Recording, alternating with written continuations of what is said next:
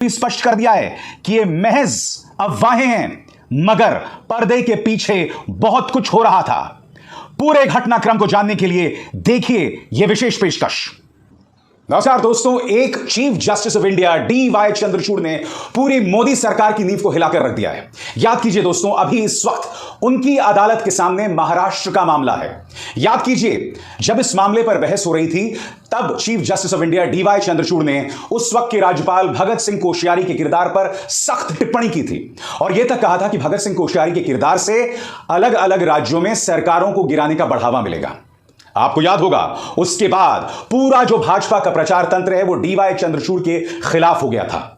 उन पर हमला बोलना शुरू कर दिया था, उन्हें बदनाम करना शुरू कर दिया था। नतीजा यह हुआ था कि कई सांसदों ने राष्ट्रपति द्रौपदी मुर्मू को बाकायदा खत लिखा कि DY चंद्रचूड़ साहब की रक्षा की जाए। मगर आज मैं DY चंद्रचूड़ साहब की चर्चा क्यों कर रहा हूं? याद कीजिए, कार्यक्रम की शुरुआत में मैंने आपसे क्या कहा कि एक DY चंद्रचूड़ ने मोदी सरकार की नींव हिला दी है। जैसा कि आप जानते हैं, महाराष्ट्र पर सुप्रीम कोर्ट का फैसला आने वाला है और कई तरह की संभावनाएं जतलाई जा रही हैं। इनमें से एक संभावना यह है कि जो 40 विधायक एकनाथ शिंदे के साथ गए थे और भाजपा में शामिल हुए थे, सुप्रीम कोर्ट के फैसले के बाद सभी के सभी की सदस्यता सभी डिस्क्वालीफाई हो सकते हैं। अब सुप्रीम कोर्ट के फैसला आने से पहले भारतीय जनता पार्टी का शातिर दिमाग चलना शुरू हो गया है और उसी के चलते कुछ घटनाएं बहुत तेजी से आगे बढ़ रही हैं। आपके स्क्रीन पर एनसीपी नेता अजीत पवार। याद कीजिए दोस्तों, आज से कुछ सालों पहले जब देवेंद्र फडणवीस ने सुबह सुबह जाकर शपथ ली थी, तब उनके साथ अजीत पवार भी शामिल हुए थे। मगर फिर उस वक्त शरद पवार ने दखल दिया और खेल पलट दिया। नतीजा यह हुआ कि उद्धव ठाकरे, एनसीपी और कांग्रेस की सरकार बन गई और भारतीय जनता पार्टी के मुंह पर पड़ा एक करारा तमाचा। यानी कि अजीत पवार की पहले से ही महत्वाकांक्षाएं रही हैं मुख्यमंत्री उप मुख्यमंत्री बनने का। अब जो खबर आ रही है द न्यू इंडियन एक्सप्रेस के मुताबिक, वो क्या है, ध्यान से सुनिएगा। एनसीपी के हैं 53 विधायक। उन 53 विधायकों में से 40 विधायकों का समर्थन मिल गया है अजीत पवार को और दस्तखत मिल गया है। अब वो 40 विधायक अजीत पवार के साथ जाने वाले हैं, भाजपा में शामिल होने वाले हैं। मगर इस घटनाक्रम का महत्व क्या है? इस घटनाक्रम का एक महत्व है कि एकनाथ शिंदे बाहर होने वाले हैं, मुख्यमंत्री पद से बाहर होने वाले हैं। जिस एकनाथ शिंदे को गाजे बाजे के साथ उनके तमाम विधायकों को पहले मुंबई से गुजरात और फिर गुजरात से हेमंत बिस्व शर्मा की देखरेख में असम में रखा गया था, अब वो एकनाथ शिंदे गायब, उड़नछू, खत्म, चौली गच्छे। अब उनकी जगह ले रहे हैं अजीत पवार। बड़ा प्रश्न ये कि क्या यह भारतीय जनता पार्टी की यूज एंड थ्रो पॉलिसी है, इस्तेमाल करो और फेंको? सुप्रीम कोर्ट के फैसले आने से पहले ही दोस्तों यह घटनाक्रम हो सकता है। कम से कम इंडियन एक्सप्रेस की, द न्यू इंडियन एक्सप्रेस की इस खबर पर विश्वास करें तो बात यहां नहीं रुकती। मामला और भी ज्यादा रहस्यों में क्यों गिर रहा है? क्योंकि आपके स्क्रीन पर यह है शरद पवार। याद कीजिए, अडानी के न्यूज चैनल NDTV को जब शरद पवार ने इंटरव्यू दिया था, तब उन्होंने क्या कहा था कि अडानी पर हमले की क्या जरूरत है, JPC के गठन की कोई जरूरत नहीं। इस तरह की बातें शरद पवार ने की थी। ये बात अलग है, बाद में वो उससे पलट गए थे। यानी कि शरद पवार का किरदार जो है वो रहस्यों में घिरा हुआ है। अब मैं आपको बतलाना चाहता हूं कि देवेंद्र फडणवीस के एक बहुत ही करीबी विधायक हैं जिनका नाम है राजेंद्र राणा। ये एक स्वतंत्र विधायक हैं दोस्तों। राजेंद्र राणा ने कहा है कि इंतजार हो रहा है प्रधानमंत्री नरेंद्र मोदी और अमित शाह के इशारे का। वो जैसे ही इशारा करेंगे, महाराष्ट्र में खेल एक बार फिर पलट जाएगा। यानी कि DY चंद्रचूड़ साहब की अदालत के फैसले से पहले ही हो सकता है कि महाराष्ट्र में एक बार फिर सत्ता का चेहरा बदल जाए, मुख्यमंत्री बदल दिया जाए और अजीत पवार जो हैं वो मुख्यमंत्री बन जाए या वो डेप्यूटी चीफ मिनिस्टर बन जाए। मगर यह बतलाया जा रहा है दोस्तों कि उनकी महत्वाकांक्षाएं ज्यादा हैं और वो चीफ मिनिस्टर बनना चाहते हैं। मैं आपसे एक सवाल पूछना चाहता हूं, भारतीय जनता पार्टी महाराष्ट्र को क्या समझती है? क्या वो महाराष्ट्र को उत्तर प्रदेश और बिहार जैसा कर देना चाहती है?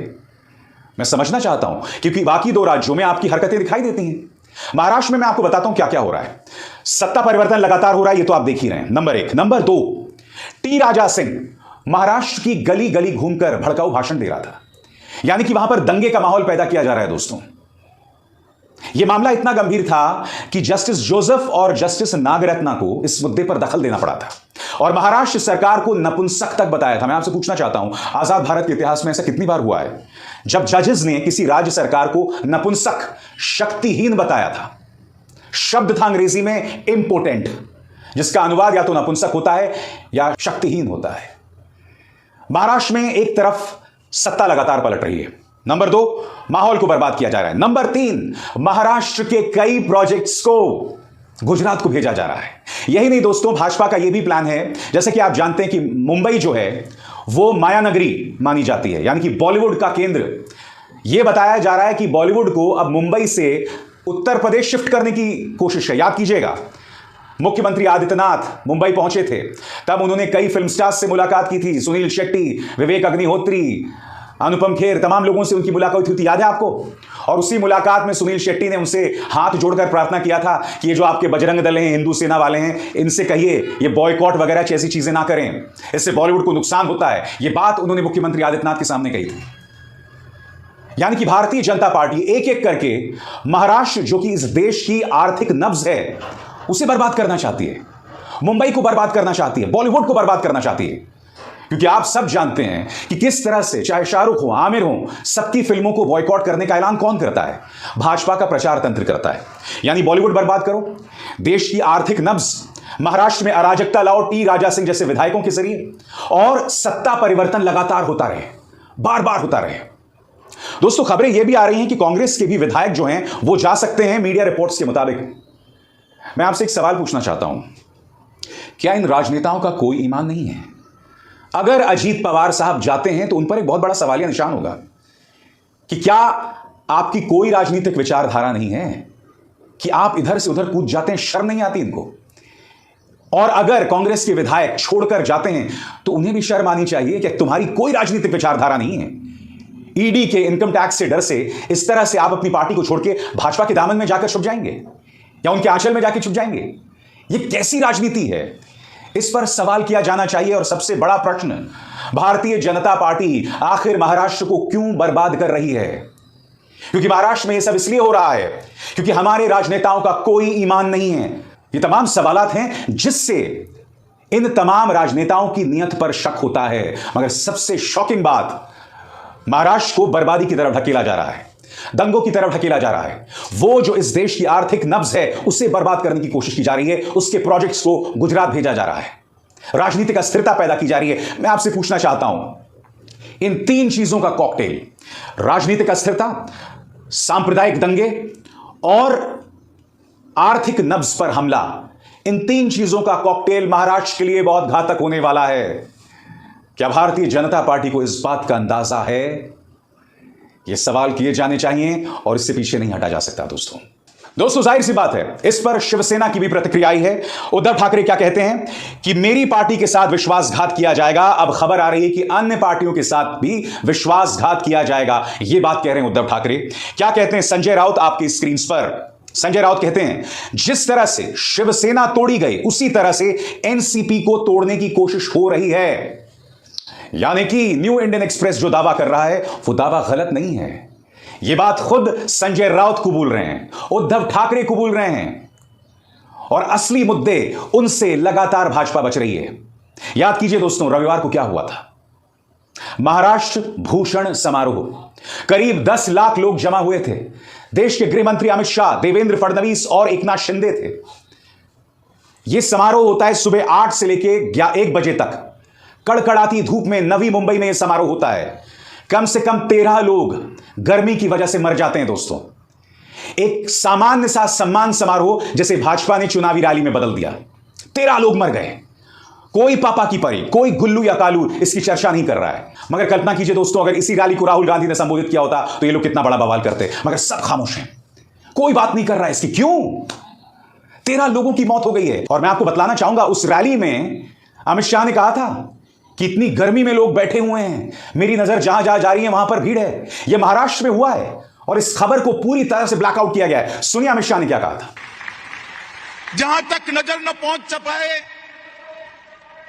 इतना बड़ा मैदान, बीच में एक रोड के बाद दूसरा मैदान, और ये चिलचिलाती 42 डिग्री टेम्परेचर की गर्मी, इस सब के बीच में खुले में बैठे हुए आप सभी सदस्य, आप सभी सम्मानजोग्य व्यक्ति, माताएं, बहनें, भाइयों, ये बताता है। इस खबर की कोई चर्चा है?